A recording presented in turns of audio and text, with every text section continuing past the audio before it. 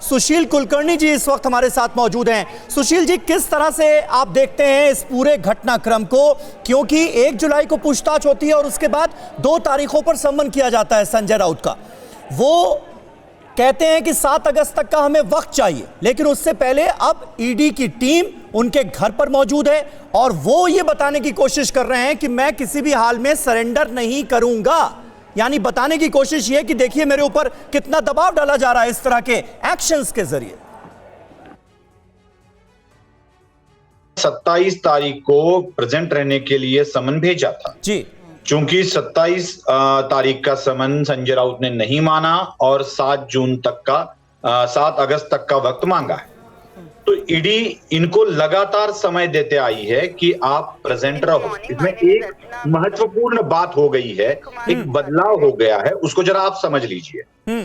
हम सारी मीडिया कल से बस एक कॉल कर सकती है आपको कंगाल, खाली हो सकता है बैंक खाता। कैसे? देखिए मेरे साथ जागते रहो सिर्फ मनी 9 पर। अभी डाउनलोड करें। ऑडियो क्लिप दिखाते आ रहे हैं और उस ऑडियो क्लिप में एक औरत के साथ संजय राउत बहुत ही बुरी तरह से बात करते सुनाई दे रहे हैं। इस ऑडियो क्लिप की एक महत्वपूर्ण बात पर हम ध्यान नहीं दे रहे हैं, जिसके कारण ईडी वहां पर गई है। संजय राउत अब तक ईडी को यह बताते आए हैं कि मेरी कोई प्रॉपर्टी मैंने नहीं ली है। जो अलीबाग की हिम में कुछ प्लॉट्स लिए गए हैं स्वप्ना पाटकर के साथ, यह संजय राउत का दावा है कि वो प्लॉट स्वप्ना पाटकर ने खुद अपने लिए है और उसमें मेरी बीवी को पार्टनर बना लिया है। अब आप वो ऑडियो क्लिप जरा ध्यान से सुनेंगे तो आपको उसमें नजर आएगा कि संजय राउत उस औरत को कह रहे हैं कि तूने जो प्लॉट लिए है वो प्लॉट मेरे नाम या सुजीत के नाम कर दो। सपना पाटकर जिनका आप जिक्र कर रहे हैं, उनके पति सुजीत पाटकर जो हैं वो तो ऑलरेडी गिरफ्तार हैं और सपना पाटकर ने ये जो क्लिप सामने रखा है इसकी तो भी जांच होनी है ना, फोरेंसिक जांच होगी, उसके बाद ही ये साबित होगा कि ये आवाज जो है ये संजय राउत की है या नहीं। जी, उससे पहले मैं आपको बताऊंगा कि स्वप्ना पाटकर की जो क्लिप हम मीडिया में आज सुन रहे हैं, वो क्लिप पहले से ही ईडी के दफ्तर में जमा की चुकी और इसमें सपना पाटकर के जो प्लॉट है वो वापस मांग रहे हैं, या तो सुजीत के नाम पे करो या मेरे नाम कर दो।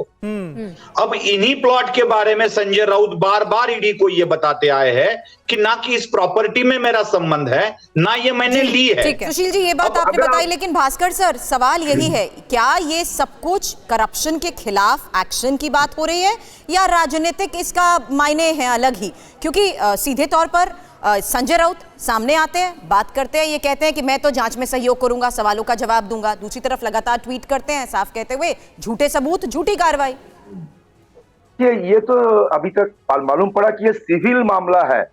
सिविल मामले में ईडी का क्या संबंध है? किसी के साथ कोई पार्टनरशिप बना लिया, किसका प्लॉट है क्या नहीं है, ईडी का काम क्या है?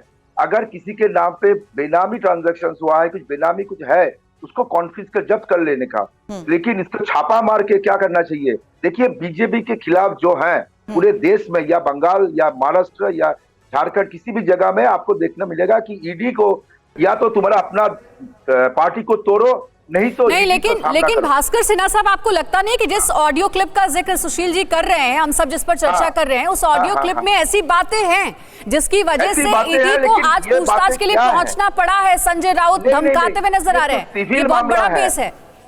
ये तो सिविल मामला है, ये सिविल प्रोसीड्यूर कोर्ट का मामला है। ये तो जमीन का मालिक कौन है ये लेके मामला है। अगर मान लीजिए नहीं, पर ईडी के जांच में आप बीजेपी का एंगल क्यों ढूंढ रहे हैं? अरे देखिए, सारा देश में जिसके पास ईडी पहुंचता है वो बीजेपी के नहीं है, बाकी सब दलों का है। बंगाल में भी हम लोग कल यहाँ पर पकड़ा गया, झारखंड के जो 3 एमएलए वो कांग्रेस के हैं। और क्या है कि महाराष्ट्र में तो पैसा देके तो सरकार को सर तोड़ दिया एक्शन चाहे इन्होंने। महाराष्ट्र में हो, दिल्ली में हो, बंगाल में हो, अब सीधे चुनाव तौर में पर आरोप क्या यही बीजेपी लगाए जाते हैं का कि घर में जांच ईडी पहुंचता एजेंसियों है? का दुरुपयोग हो रहा है। इस पर आगे बीजेपी का आपसे घर और में ईडी बातचीत कभी करूंगी। साथ ही पहुंचते जिस देखा ऑडियो आपने? क्लिप का लगातार यहाँ पर हम जिक्र कर रहे हैं, अखिलेश से भी उस बारे में अपडेट लेंगे कि क्या उस ऑडियो क्लिप के सामने आने के बाद पुलिस में कोई एफआईआर दर्ज की गई है, क्या संजय राउत की तरफ से उस ऑडियो क्लिप के बारे में कुछ कहा गया है, और साथ ही संजय राउत की तरफ से जो ईडी के खिलाफ एक लेख लिखा गया था उसमें क्या संजय राउत ने कहा, इस बारे में भी और अपडेट देंगे। लेकिन इस बीच आपके सामने इंफॉर्मेशन वॉल पर डिटेल कि किस तरीके से अब ईडी की रडार पर है शिवसेना और साथ ही संजय राउत।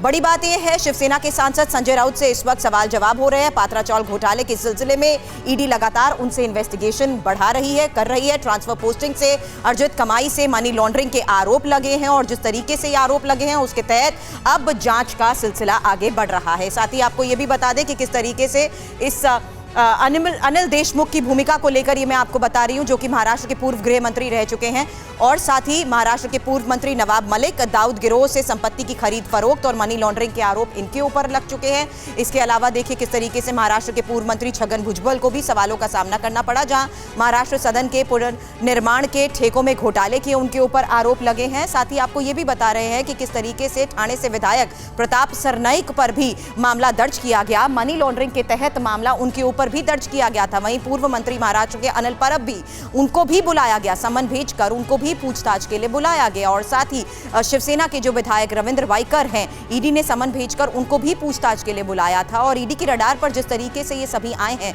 उद्धव ठाकरे की पत्नी के भाई श्रीधर पाटकर कभी सवालों के घेरे में आए, क्योंकि 2017 के एक मामले में 6 करोड़ से ज्यादा की संपत्ति को जब्त किया जा चुका है। वहीं महाराष्ट्र के पूर्व मंत्री असलम शेख अवैध कंस्ट्रक्शन के आरोप इनके ऊपर लगे हैं। तो ये हम आपको बता रहे हैं किस तरीके से एनसीपी के नेता और शिवसेना के नेता रडार पर आए हैं। क्या आपने भी खरीद लिया है गलत शेयर? हो गया है भारी नुकसान? देखिए मेरे साथ 80-90 पूरे 100 सिर्फ मनी 9 पर अभी डाउनलोड करें।